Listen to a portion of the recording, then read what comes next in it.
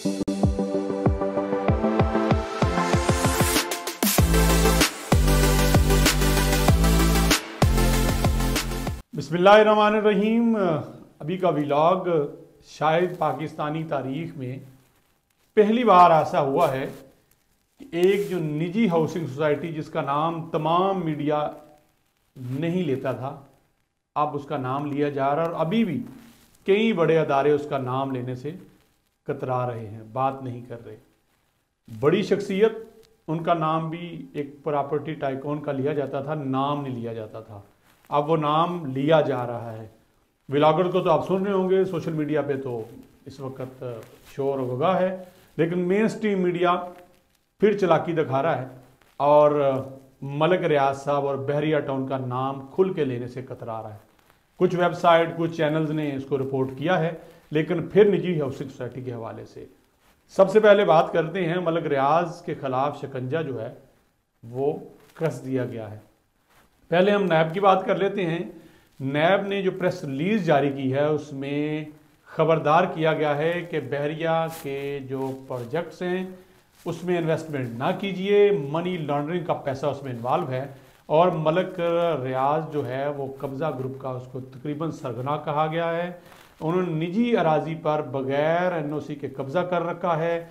उनके खिलाफ धोखाधड़ी और फ्रॉड के कई मुकदमात जो हैं वो ज़ेर तफ्तीश हैं। उन्होंने हाउसिंग सोसाइटीज़ कायम करते हुए फ्रॉड किया है। मलिक रियाज का नाम बार बार लिया गया है। जी हाँ, ये वही मलिक रियाज हैं जिनके बारे में किसी मीडिया पर्सन की जरूरत नहीं होती थी। बड़े बड़े नाम, जो बड़े नामों के हवाले से बात करते हैं, उनने आज तक नाम नहीं लिया। मेरे चैनल को सब्सक्राइब नहीं किया तो कर दीजिए। आपका फीडबैक जो है वो हमारे लिए बड़ा अहम है और मज़ीद हिम्मत देता है कि हम आगे बढ़े और बात करें।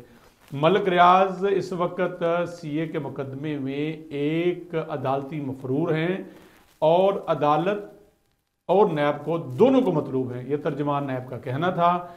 इनके असासा जात को जब्त करने के लिए बिला तवक्कुफ जो है वो कानूनी कार्रवाई करने जा रहा है नैब। बेशुमार असासे जो हैं पहले जब्त कर दिए गए हैं। दुबई में वो मुकीम है इस वक्त, बाकायदा अदालती मफरूर लिखा है उनको, ये अदालती मफरूर हैं, दुबई में वो मफरूर हैं। और अगर अवाम उनके साथ इन्वेस्टमेंट करती है तो बाकायदा वो लॉन्ड्रिंग के ज़िम्मे में आएगा जो उनके साथ इन्वेस्टमेंट करेगा। इसमें उनके जो प्रोजेक्ट्स हैं कराची के, रावलपिंडी और न्यू मरी और पेशावर के हवाले से, कराची, तख्तपड़ी, रावलपिंडी और न्यू मरी में सरकारी बल्कि निजी अराजी पे भी उन्होंने कहा कि एनओसी के बगैर उन्होंने जो है वो कब्जा कर रखा है। बहरिया टाउन के नाम पे उन्होंने पैसे खाए हैं। ये है डेवलपमेंट इस पाकिस्तान की जिसमें कुछ भी हो सकता है।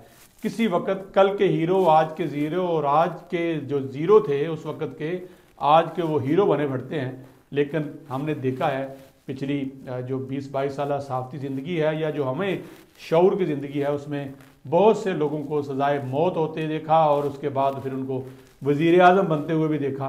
बहुत से लोगों को 10-10 साल, मैं नवाज शरीफ साहब की बात करूँगा, जलावतनी काटनी पड़ी और फिर आए तो वज़ीर आज़म ही आए। जरदारी को देखें तो 14 साल जेल में रहे, फिर सदर पाकिस्तान बने। इसी तरह यूसुफ रज़ा गिलानी जेल में रहे, वज़ीर आज़म पाकिस्तान बने। हाँ, ये पाकिस्तान में ही मुमकिन है। साउथ अफ्रीका के पास एक नेल्सन मंडेला था और हमारे पास इस अंदाज में जिनने जेलें काटी हैं और उनको इक़्तिदार मिला है, कई नेल्सन मंडेला मौजूद हैं और एक अभी इस वक्त जो इमरान खान मौजूद हैं। ये भी मुझे लगता है कि मुस्तक़बिल के पाकिस्तान के नेल्सन मंडेला बनने जा रहे हैं, जो सूरत हाल है। बहरहाल हम रहते हैं मलिक रियाज की सूरत हाल के हवाले से। मलिक रियाज की तरफ से भी जवाबी बयान आया है और क्या आया है, उन्होंने मलिक रियाज साहब ने अपनी इस तमाम सूरत हाल को करार दिया है कि मैंने अपनी ज़िंदगी के 40 साल मेहनत के साथ अपनी ज़िंदगी को गुजारा है, अपनी ज़िंदगी के मेहनत की है, ये बड़े बड़े प्रोजेक्ट्स बनाए हैं। मुझे ना सिर्फ पाकिस्तान में बल्कि दुनिया भर में मुझे एक्नॉलेज किया जाता है। 40 साल की मेहनत को ज़ाया करने की कोशिश की जा रही है।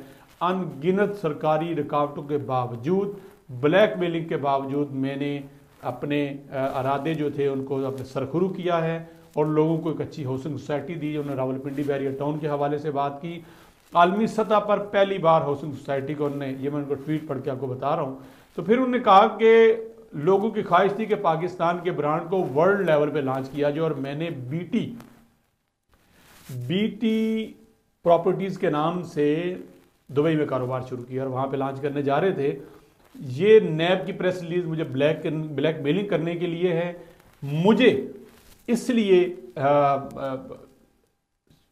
बेइज्जत किया जा रहा है, मुझे कॉर्नर किया जा रहा है कि मैंने एक गवाही नहीं दी। अगर मैं गवाही दे देता तो आज मेरे लिए हालात मुख्तलिफ होते।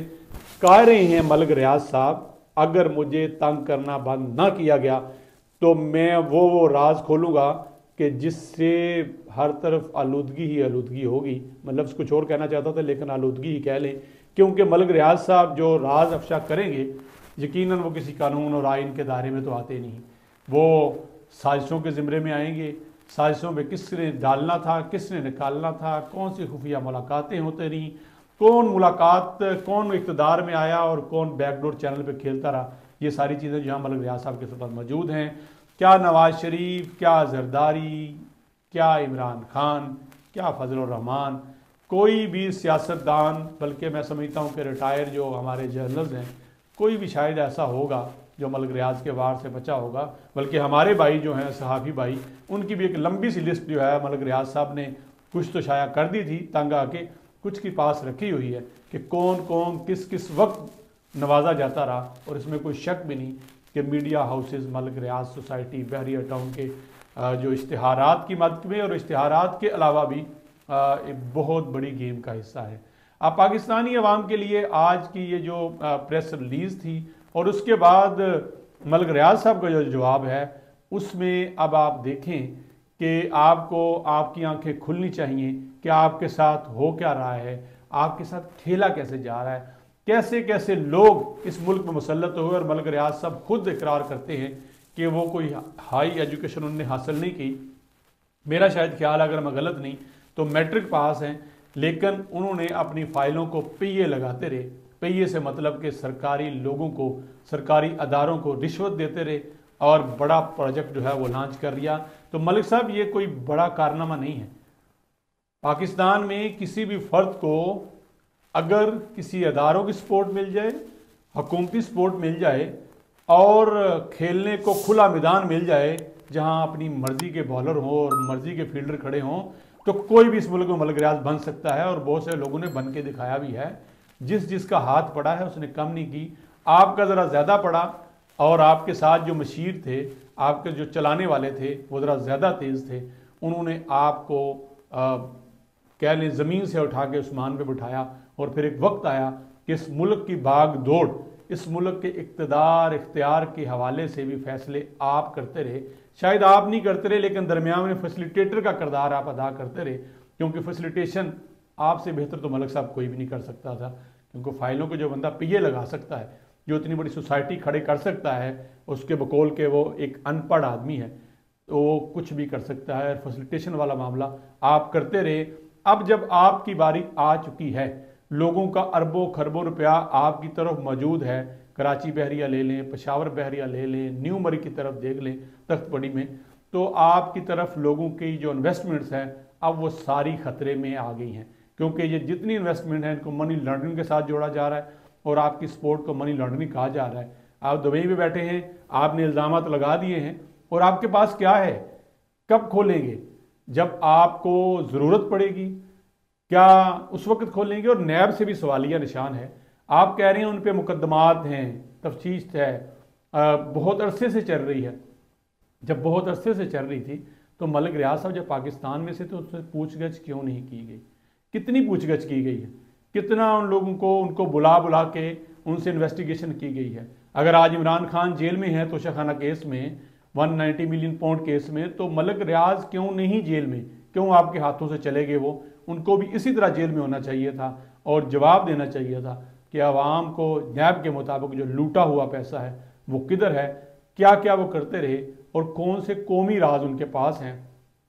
क्या उनके पास ऐसी चीज़ है वो जैसे कह रहे हैं कि मेरे पास ऐसे राज पड़े हैं कि मैं हर चीज़ को उड़ा के रख दूंगा, मुझे मत छेड़िए, मैं जब्त कर रहा हूँ, तूफान लिए बैठा हूँ, अगर ये बंद टूट गया तो फिर सबका नुकसान होगा और सबका नुकसान मतलब उन्होंने कहा कि ये मत बोलिए कि 30 से 35 साल के जो दुरानियाँ है उसके दौरान सारे राज जो है मेरे पास मौजूद हैं। दूसरी जो अहम खबर है, मैंने पहले ही कहा था, पाकिस्तान तहरीक इंसाफ और हुकूमत पाकिस्तान के मज़ाकरात हैं, वही हुआ।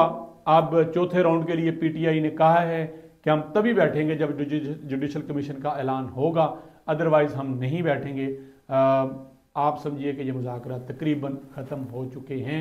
वही खबरें होंगी, वही पीटीआई अब नया लाएमल तय करेगी, सड़कों पे आती है या ट्रंप की तरफ से किसी किस्म की हुक्मनामे का इंतज़ार है कि वो पाकिस्तानी हुकूमत को क्या कहेंगे। आज का दिन बड़ा अहम था, मलिक रियाज की बड़ी खबर थी। अभी भी जो हमारे मीडिया के लोग हैं, जो मीडिया के बड़े नाम हैं, मलिक रियाज के हवाले से डंडी मार रहे हैं। खुदारा आप डंडी ना मारिए, जो हकीकत आपके इल्म में है वो इस आवाम से ज़रूर शेयर कीजिए, ताकि आज 2025 में लोग जो कि बाशऊर हो चुके हैं इन जैसे लोगों से बच सकें, अगर वाकई नैब हकीकत में ये बात कर रहा है तो। आज के लिए इतना ही, इजाज़त दीजिए, अल्लाह हाफिज़।